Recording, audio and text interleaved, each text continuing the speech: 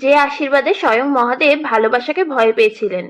পার্বতী একদিন গভীর তপস্যার পরে মহাদেবকে বলেছিলেন, প্রভু, আমি এমন এক আশীর্বাদ চাই যে আশীর্বাদে আমার ভালোবাসা কখনো শেষ হবে না। শিব হাসলেন, কারণ তিনি তো মৃত্যুর ঊর্ধ্বে।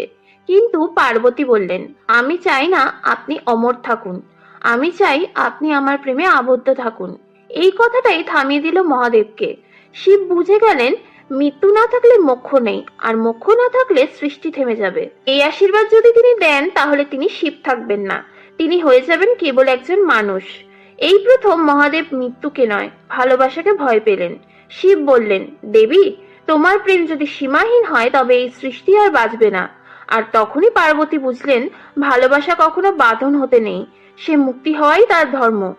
এই কারণে শিব পার্বতীর প্রেম শুধু দেবত্ব নয়, ত্যাগের সবচেয়ে বড় উদাহরণ। গল্পটি ভালো লাগলে কমেন্টে লেখো, জয় হরগৌরী।